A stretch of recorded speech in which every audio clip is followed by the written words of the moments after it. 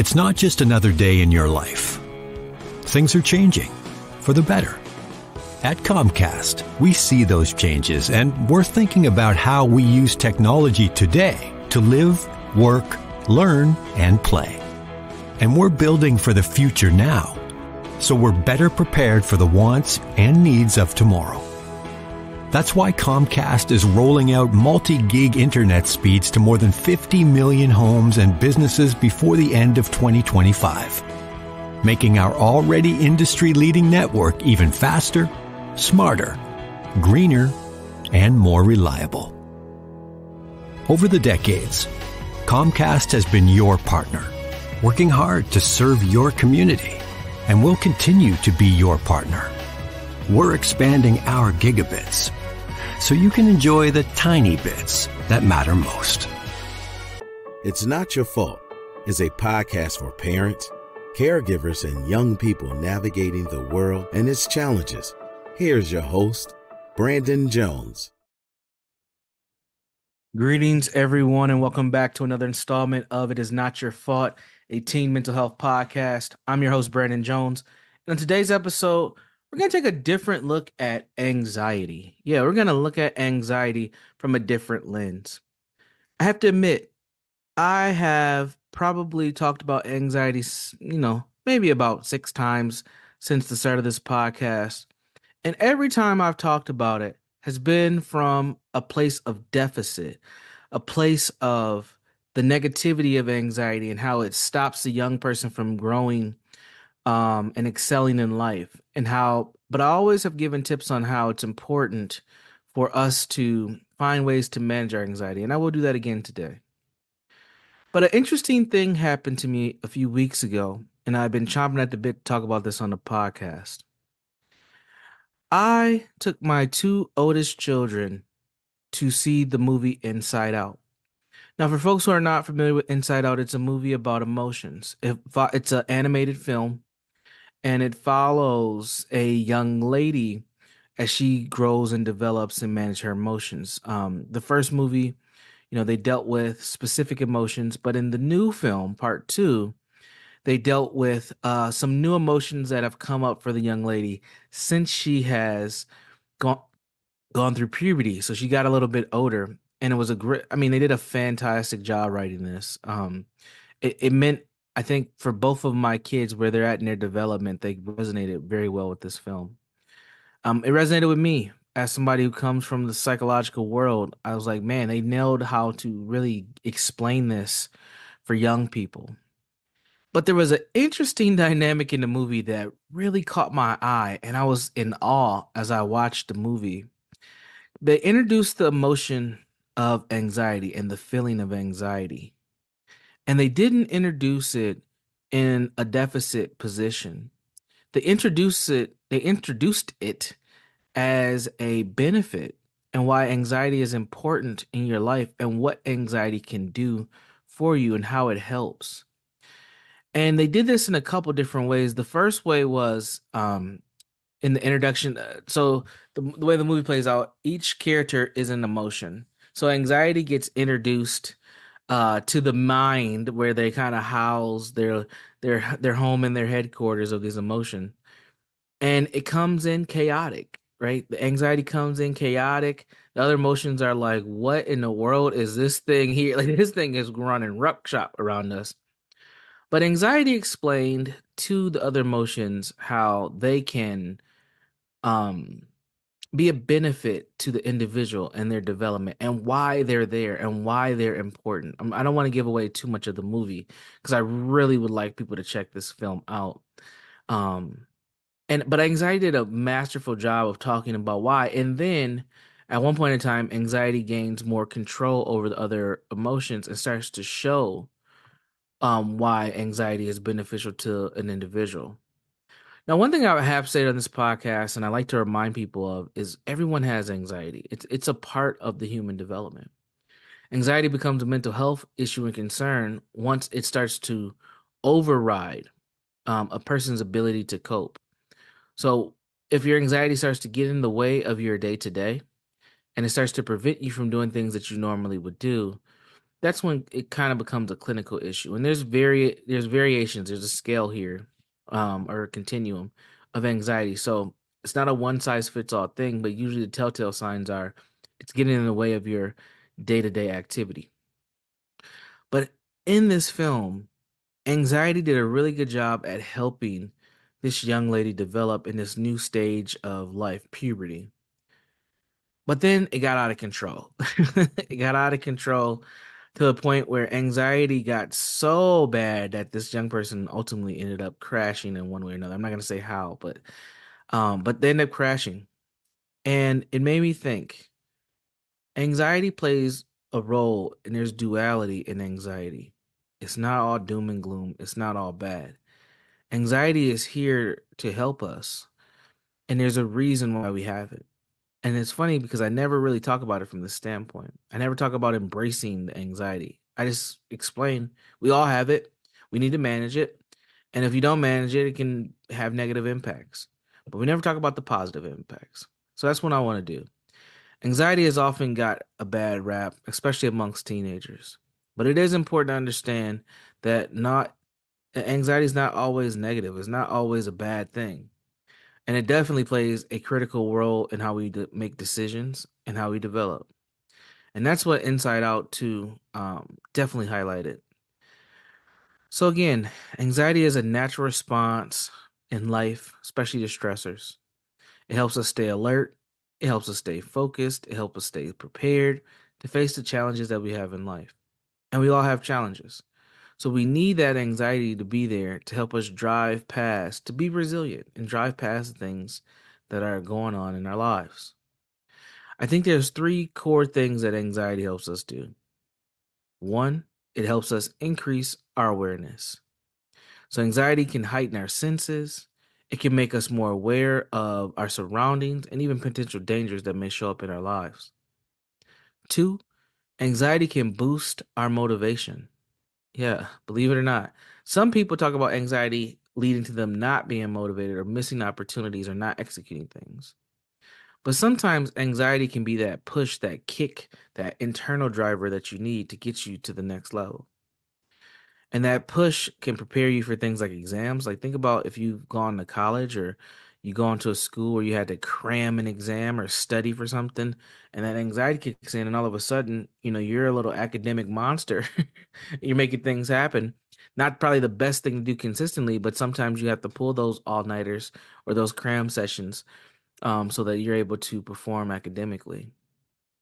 Anxiety can help during performances, whether you are on a stage, on a field, or a court. Um, whatever type of performance you may give, that anxiety may be able to help you get through those moments of performance. And I think that anxiety can prepare you for special events, right? You're focused, you're paying attention, you're socializing. You may be uncomfortable, but you are actively participating and engaging. So it's important to understand our anxiety. So here are the key lessons that stood out from the actual film that if you do watch the movie, I would encourage you to check these four out and see if you're able to identify how these things are showing up. So the first thing that I noticed from the film was acknowledging your emotions was key. Having that level of acknowledgement is important. Anxiety is here. Anxiety is a part of me. Anxiety is pushing me to do X, Y, and Z. And I know what it is. I think being able to know, have that level of awareness to know that it is your anxiety, whether it's high or not, is important. It's something that you don't want to lose sight of, because that anxiety, again, it's a driver, it's an internal pusher, but you don't want it to push too hard. Healthy coping mechanisms. That's another thing that they showed in the film. Whether it was, they showed unhealthy coping mechanisms too, but they also show how do you have that balance? How do you do that with your friends? How do you do that with authority figures? How do you do that with yourself and even with your parents? All these things were on display in the film. Balancing emotions. Just because your anxiety is high doesn't mean your other feelings aren't showing up. So being able to balance your emotions is key. And that's one of the things that we've seen in Inside Out 2 is this balance of emotions and what emotions need to step in or step back or tap into in order for this person to feel good or to achieve a goal or to be whatever successful, healthy, that there's a engagement of your emotions when these things happen. And then the last thing is building resiliency. So, you know, any good children's movie always has those resilient moments. This one doesn't fall short. Again, I'm not going to say how the resiliency came in, but being able to face and manage your anxiety can be a you know a superpower. It can be a way for a young person to really propel themselves in this world and not be overwhelmed by what the world has to offer, but be feel like you're in control of as much as you can, and just enjoy the time that you have. So those are the lessons that I learned from Inside Out too. But I wanted to just give some more practical tips before we closed out today's podcast because I'm always giving the practical tips when we do the podcast. Like I want to make sure people know that maintaining your mental health, maintaining your emotional well-being doesn't mean you have to go to a professional. You can do this. You have the tools.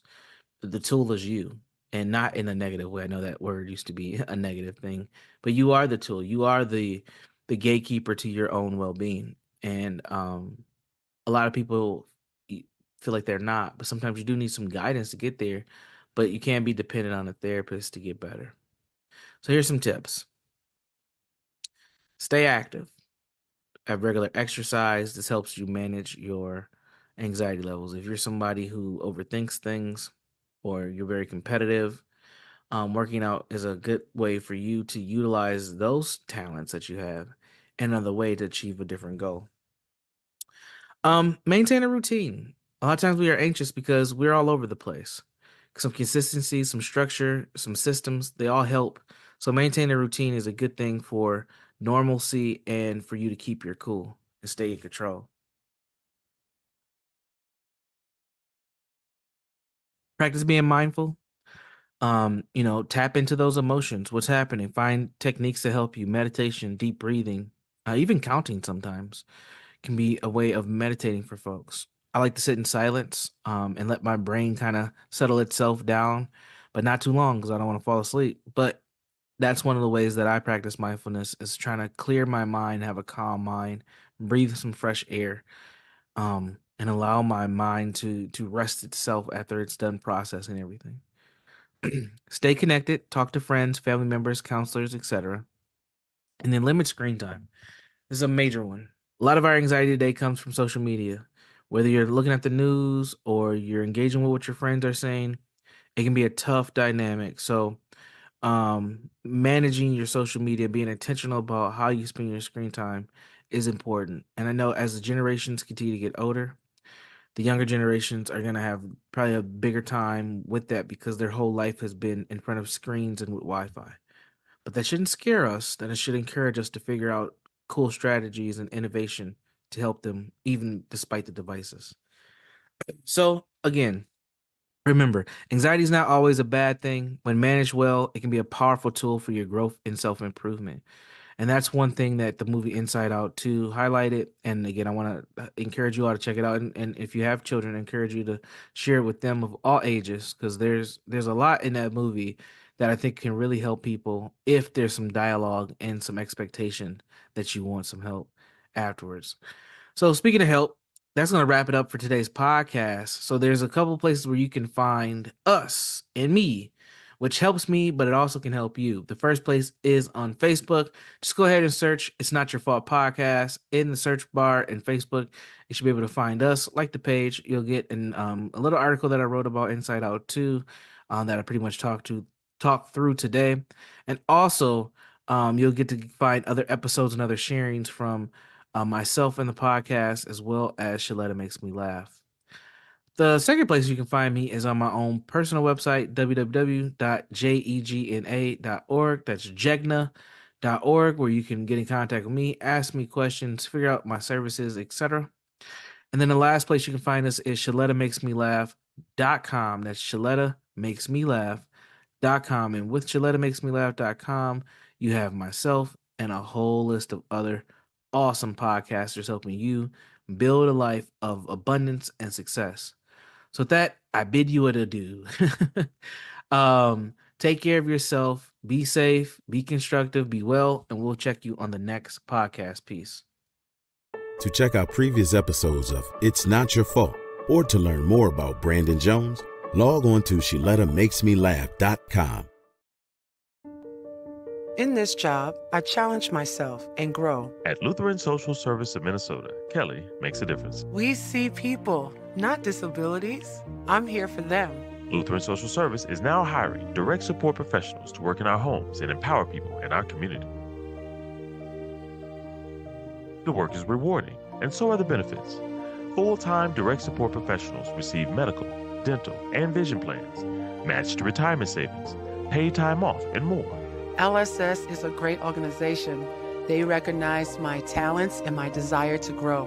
Kelly has advanced to a job as a training specialist, working with new employees to prepare them to support people with disabilities. We're neighbors helping neighbors. So do work that matters. Grow with us. Find your meaningful career at Lutheran Social Service, named a top workplace by employees. Learn more at lssmn.org/immediate openings. Ask about the hiring bonus. You might be eligible for up to $2,000. You know Shaletta makes you laugh, but did you know Shaletta Brundage can also make you think and boost your business? Media personality, activist, and comedian Shaletta Brundage founded Shaletta Makes Me Laugh to celebrate and share the best of Black culture.